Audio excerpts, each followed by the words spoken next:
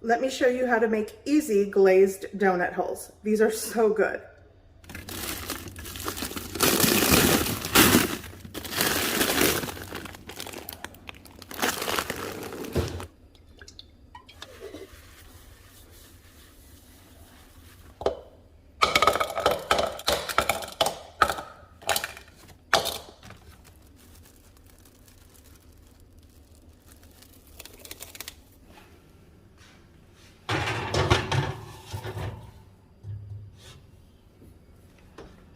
So here I have my thawed and risen yeast rolls. This is what I'm working with. So they've already gone through the 3-hour thaw and proofing stage. So now I'm going to turn them out onto a floured work surface and start cutting donut holes. Okay, so I'm going to remove the cling film. And I'm working with a Sil Pat. This is like a silicone mat that will help things not get too sticky. I'm gonna sprinkle flour on my work surface. And now we're going to, at this point, they're going to deflate. So we're gonna just grab them and add them there. I don't want all of that excess oil, so I'm gonna sort of pat them. Okay, did the best I could there. I'm gonna sprinkle some flour on the top.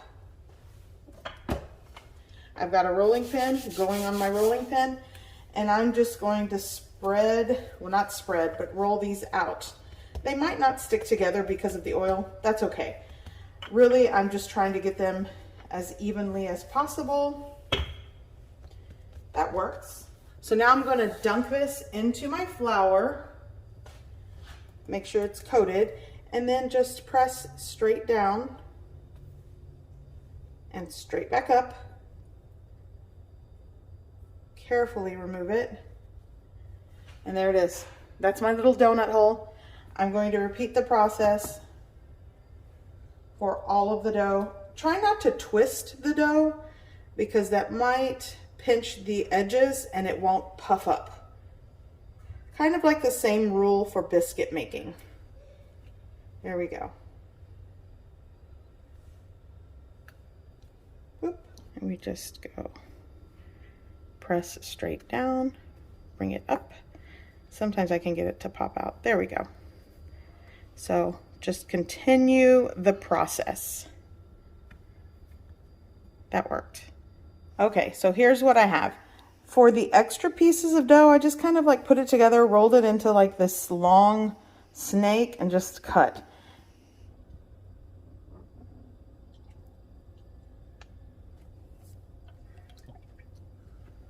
Okay, so here I have 1.5 cups to 2 cups of confectioner sugar or powdered sugar. Just kind of break it apart if it's kind of lumpy. I'm going to add a pinch of salt. I'll say this is optional. I like ground cinnamon into the mix, so I'm going with just, you could start with like a 1/2 teaspoon and work your way up. I'm gonna just shake it until I feel like I need to stop. There we go. Give that a mix. Adding the cinnamon while it's dry helps to combine it better. Okay, I'm gonna start with 2 tablespoons of water, and I'm actually gonna add a 1/2 teaspoon or so of, that was vanilla extract, and just mix this until you get a glaze. You don't want it super thin, nor do you want it super thick. So you kind of have to work with water little by little. But I'm hoping the couple of tablespoons, it was like 3 maybe tablespoons that I added. Well, start with 2, little splash. There we go. And just keep working that in there. A little bit more. That should do the trick. So while this is preheating my cooking oil, I just used regular vegetable oil. You could use whatever it is that you have to fry with. I'm gonna just let these rest and they'll probably proof a little bit.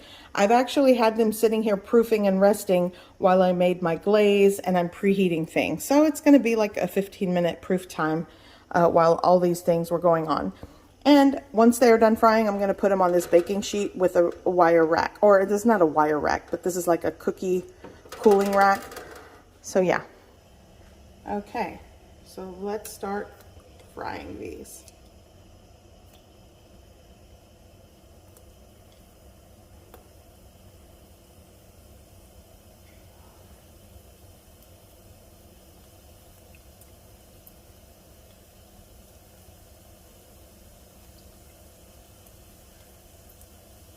Okay, that's the first batch. And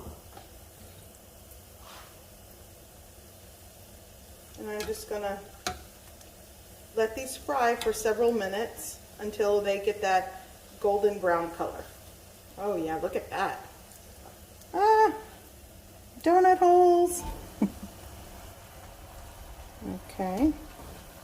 I'm gonna just kind of move them around so they get brown evenly. They kind of pop up and stay to one side, so I kind of want to flip them over so they can get even browning. But they are so buoyant and probably going to be very airy because this is yeast dough. This isn't like when I do my quick and easy donuts or donut holes with the biscuit dough. This is actually a proofed yeast, much like you would get with an actual donut at a bakery shop or a donut shop. So the texture should be there. Okay.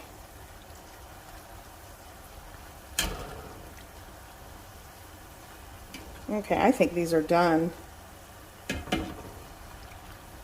So I'm going to start pulling these out. It helps if you have like a spider onto the baking sheet. There we go. Going to get the rest here.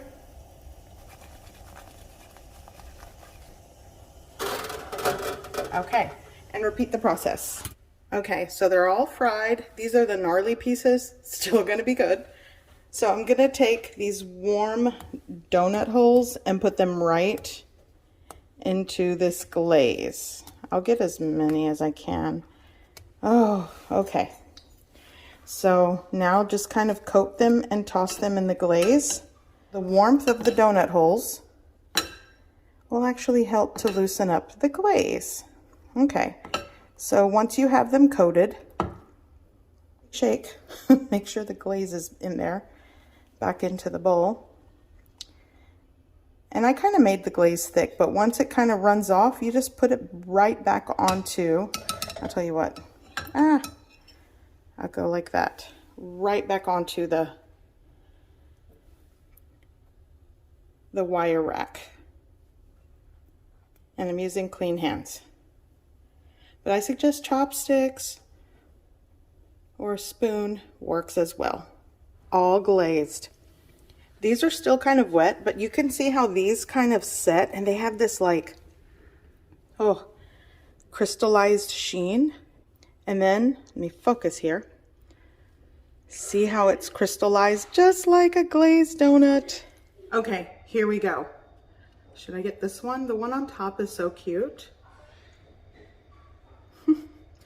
And check out how crystallized the glaze is. Oh, so good. You gotta try it.